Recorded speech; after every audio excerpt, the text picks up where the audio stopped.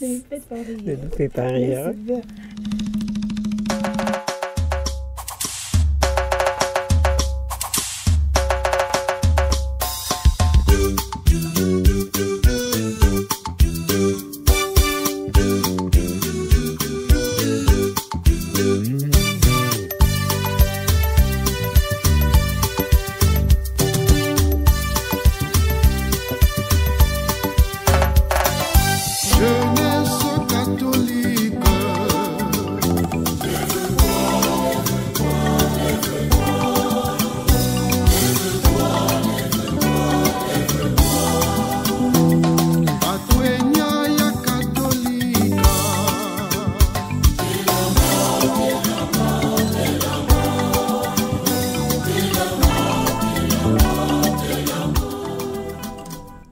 Bonjour à tous nos fidèles auditeurs émettant sur la fréquence 92.0 FM de la Radio Maria Station Brazzaville. Bienvenue dans votre émission Jeunesse et Société. Une émission qui parle des faits sociaux, juridiques et entrepreneuriales et aussi de la vie des mouvements de nos églises. Et donc, à la présentation de ce jour, vous avez les voix de vos humbles servantes. Il y a Cathy que je suis. Et il y a Christy, jeune de la lumière de l'archidiocèse de Brazzaville. Il y a Cathy, bonjour. Bonjour, il y a Christy. Aujourd'hui, chères auditrices et auditeurs, nous allons parler d'un sujet passionnant, à savoir l'entrepreneuriat, un moyen de lutte contre l'oisiveté juvénile. Et voilà, nous ne sommes pas seuls sur ce plateau.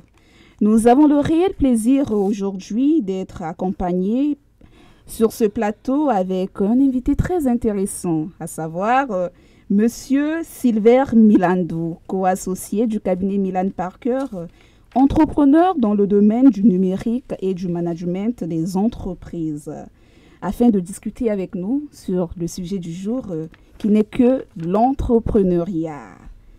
Alors, fidèles auditeurs, avant de rentrer dans le vif de notre sujet, tournons-nous d'abord vers la régie pour un coussin musical.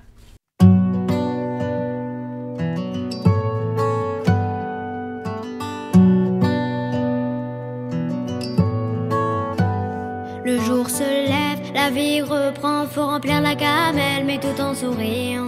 Les proches appellent, ils prennent des nouvelles, mon sourire leur ment, rien n'est plus comme avant. Je fais semblant, au milieu des gens, je chante, je danse, mais quand arrive la nuit, ton absence et ton fou rire font trop de bruit, impossible de dormir. Donc je roule dans les rues de ma ville, larmes à l'œil, la boule au ventre. Je refais le monde avec des si. Oui, je roule jusqu'au bout de la nuit. J'accélère, majeur en l'air, en insultant ta foutue maladie. Nous disons merci à la régie et nous voilà de retour sur ce plateau. Pour des personnes qui nous prennent de court, notre sujet du jour porte sur l'entrepreneuriat, un moyen de lutte contre l'oisiveté juvénile. Eh bien, chères auditrices et auditeurs, le moment est donc venu de rentrer dans le vif de notre sujet. Sur ce, je vous invite de prendre un stylo, un bloc-notes, d'être scotché, car ce qui va se dire tout à l'heure sera tellement intéressant pour les amoureux de l'entrepreneuriat et pour toute personne qui veut bien se lancer là-dessus. Oui, Cathy. Comme annoncé, nous sommes sur ce plateau avec Monsieur Milando Silver, entrepreneur et jeune de la lumière de l'archidiocèse de Brazzaville. Monsieur Milando, bonjour. Bonjour, merci à vous. Shalom et bonjour à tous les auditeurs. Shalom. Shalom. Sans plus tarder, Monsieur Milando, nous allons vous demander de décortiquer le thème du jour. Que pensez-vous de notre thème? Alors ce thème, déjà, il est très intéressant Et en le décortiquant, en ce qui concerne déjà les deux concepts de base, à savoir l'entrepreneuriat d'un côté, l'oisiveté juvénile de l'autre. L'entrepreneuriat, c'est cette capacité ou cette action que tout le monde peut mener à démarrer une activité à la maison, dans le quartier ou au marché, pendant que d'autres sont là pour assister en vue de générer des revenus.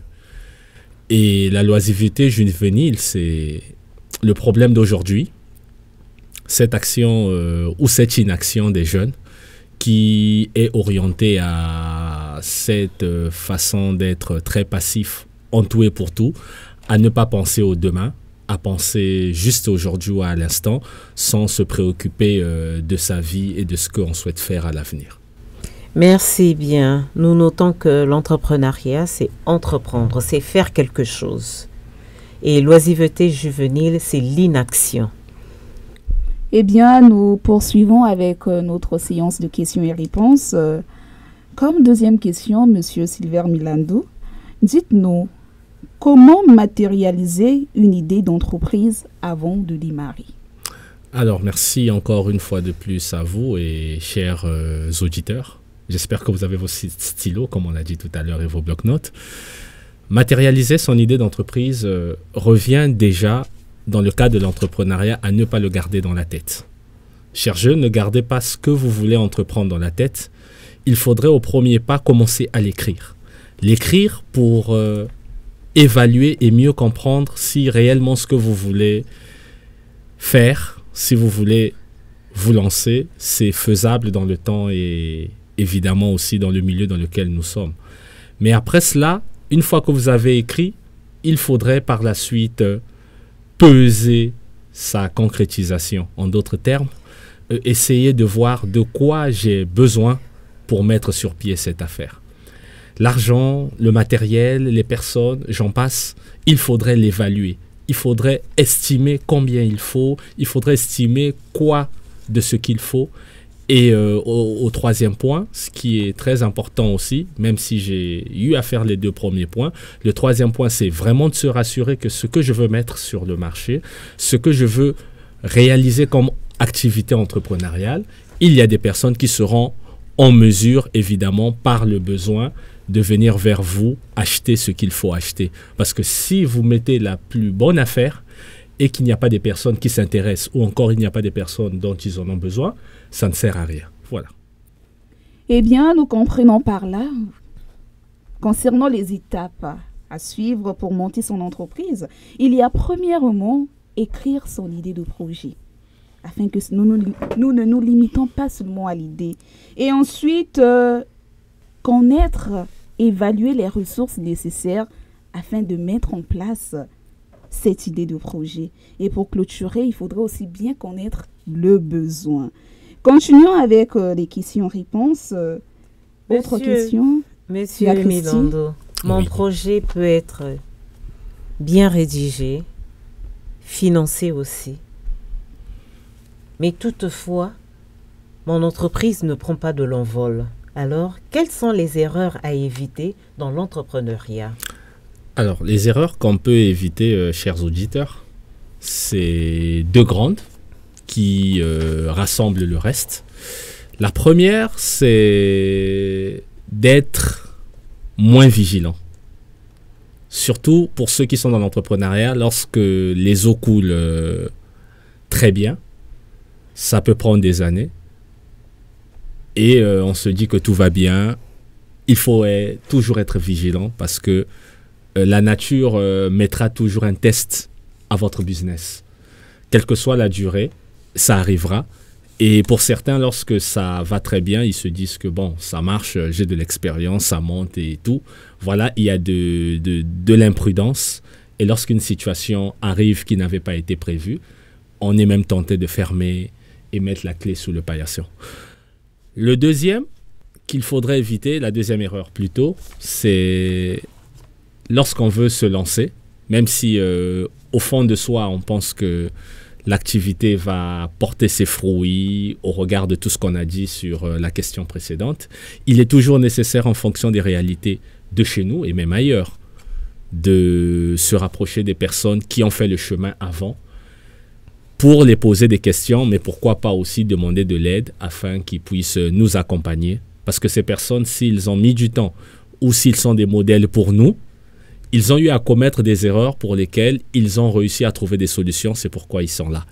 Et pour nous qui sommes au tout début ou qui souhaitons nous lancer, ils vont nous permettre d'éviter de ces erreurs-là, donc nous faire gagner en temps.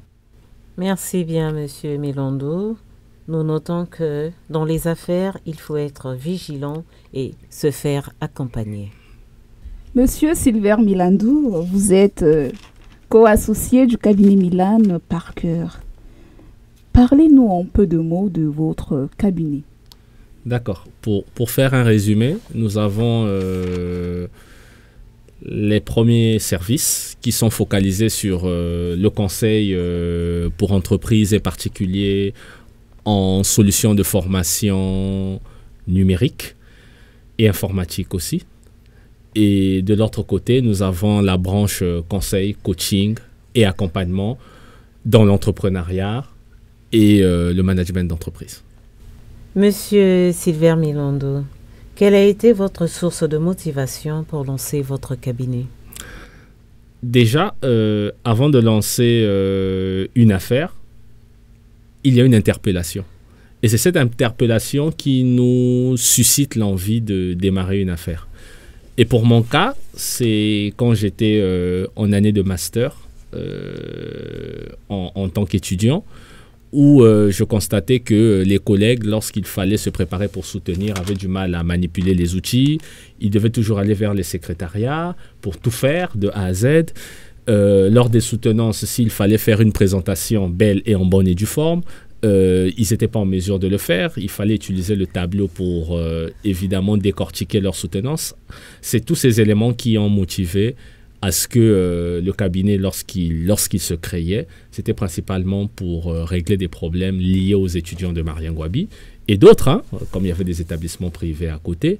Mais cette motivation en profondeur était focalisée déjà sur l'être, donc la personne que j'étais, parce que c'est mes parents qui généralement prêtaient attention à ce que je faisais dans le quartier, les initiatives que je prenais avec les amis, les petites entreprises avec les salles de jeu que je faisais, tous ces éléments-là étaient déjà une annonce de ce qui devait motiver réellement ce qu'il fallait faire. Voilà.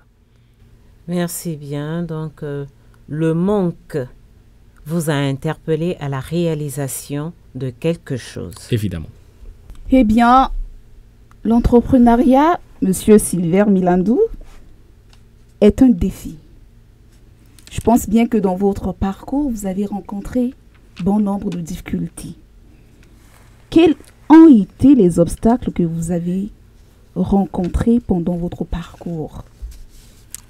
D'accord.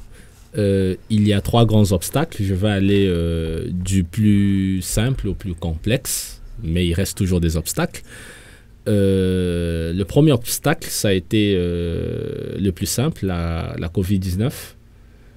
Cette Covid qui a été en peu de temps, mais pour lequel nous avons été quasiment à la maison.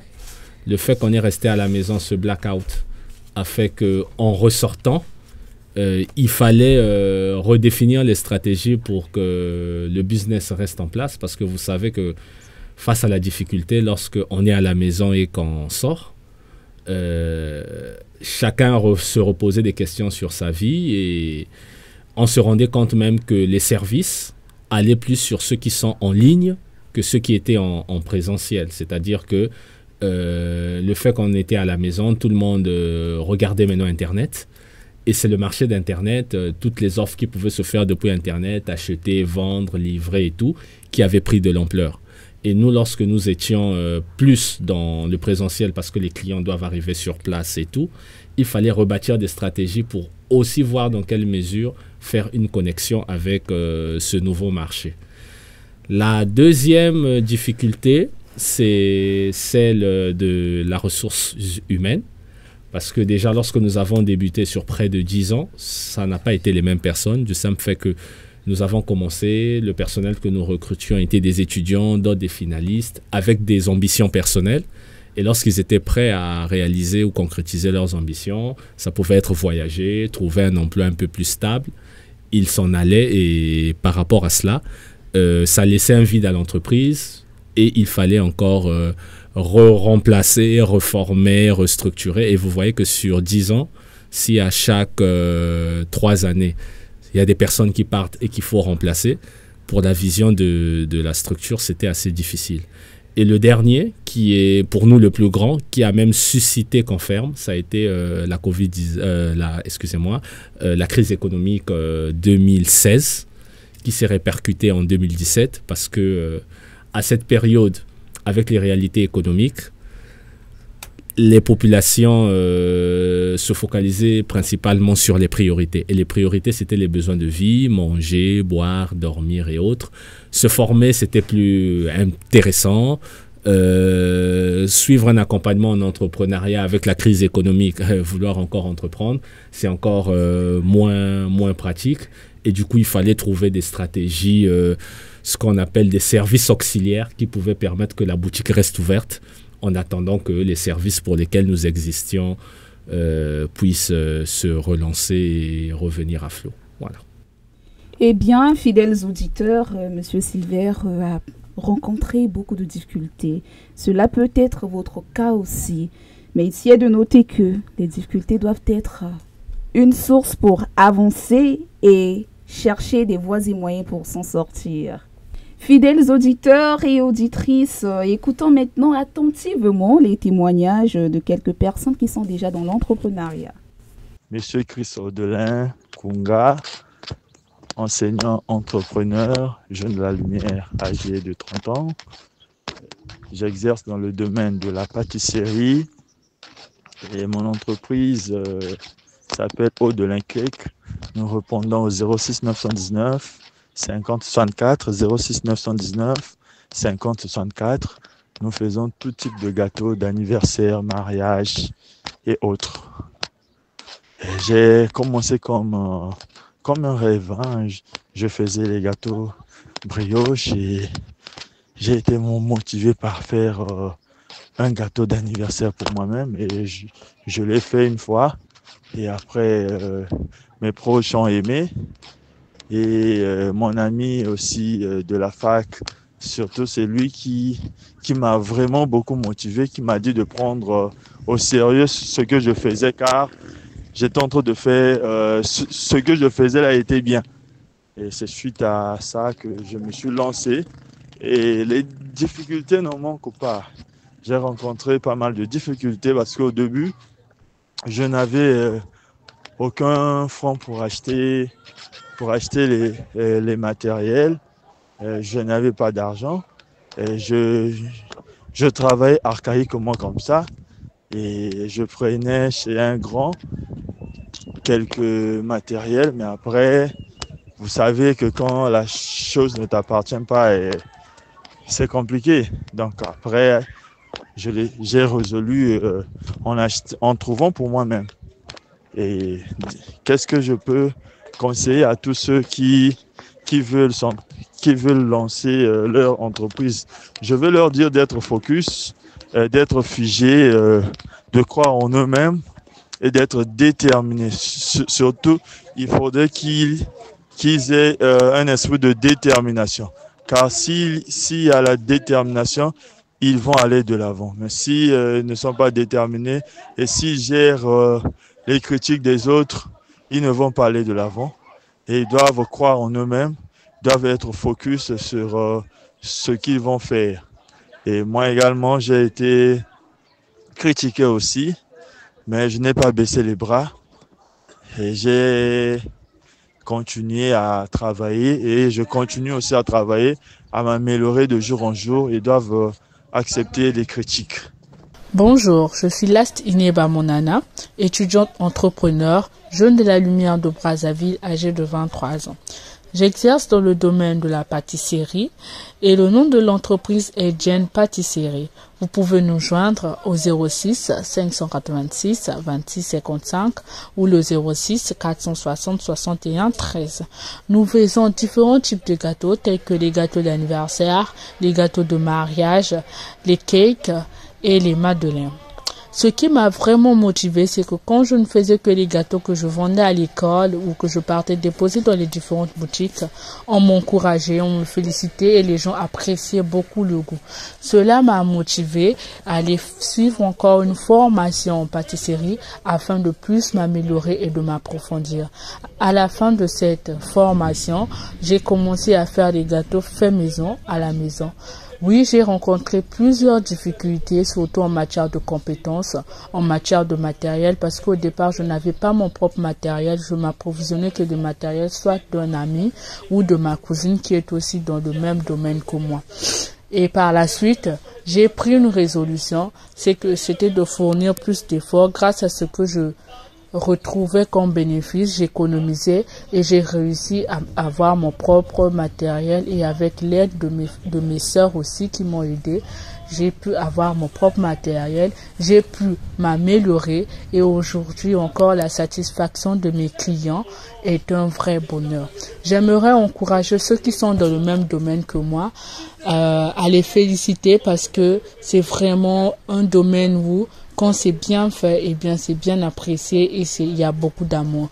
Et j'aimerais aussi demander à ceux qui veulent se lancer de ne pas hésiter, mais d'aller plus loin, de se former, de se forger et de rester focus sur leur objectif parce que ça va marcher.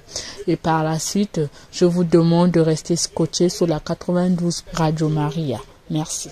Fidèles auditeurs, nous sommes toujours là sur notre plateau. Monsieur Silver Milandou, vous venez d'écouter attentivement les témoignages de ces jeunes qui sont dans l'entrepreneuriat. Alors, quels conseils pourriez-vous donner à toute personne qui veut bien se lancer dans l'entrepreneuriat et aussi pour ces personnes qui sont déjà dans l'entrepreneuriat? Merci à vous, chère présentatrice. Merci aux auditeurs qui sont toujours là. En ce qui concerne le conseil, le seul conseil que je peux donner, c'est oser. Pour ceux qui veulent se lancer, ils doivent oser. Pour ceux qui sont dans le monde entrepreneuriat, ils doivent continuer à oser.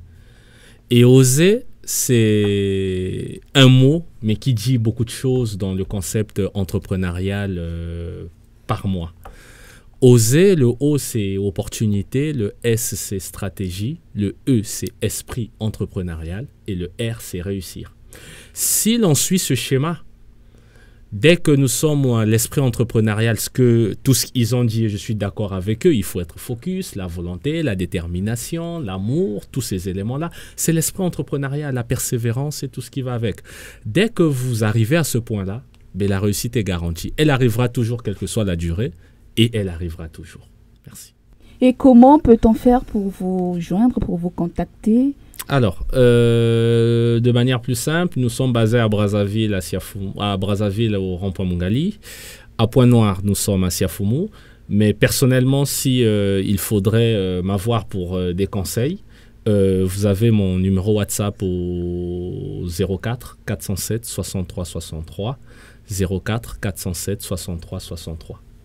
Yakati, je te prie de me permettre de citer quand même quelques sources bibliques concernant l'entrepreneuriat. Alors, je m'en vais parler de David, jeune berger. Il a pris soin du troupeau de son père. Et à David, on parlera aussi de Lydia. Lydia, dans le Nouveau Testament, une jeune femme d'affaires qui était spécialisée dans la vente des tissus de pourpre. Voilà ce que je tenais à ajouter à ce qui a été déjà dit. Chers auditeurs, auditrices, voilà, on approche de la fin. C'est la fin, on a passé un bon moment. Alors, je passe la parole à Yakati. Eh bien, nous avons comme annonce pour aujourd'hui, toujours à l'endroit des Jeunes de la Lumière, ce dimanche 23 mars 2025, à Jésus ressuscité de la Divine Miséricorde, à partir de 13h pile, il y aura une formation organisée par la Commission Pilotage Projet d'investissement et de formation. Cette formation a pour thème financer et soutenir les projets d'investissement jeunes de la lumière. Et donc, la présence de tous les jeunes de la lumière est vivement souhaitée. Moto Azangate. Eh bien, chers auditeurs, nous sommes au terme de notre émission. Merci à notre cher invité, Monsieur Silver Milandou. Merci. Merci également aux entrepreneurs qui ont témoigné et à vous, chers auditeurs et auditrices, pour votre humble attention. Et merci à la régie. Fidèles auditeurs, n'hésitez pas de nous contacter au 06 822 99 00 en cas de préoccupation particulière. On se dit rendez-vous mardi prochain pour notre prochain épisode où nous parlerons de la spiritualité dans les mouvements jeunes. À l'animation, il y a Jennifer et il y a Emmanuel. À très bientôt. Soyons scotchés.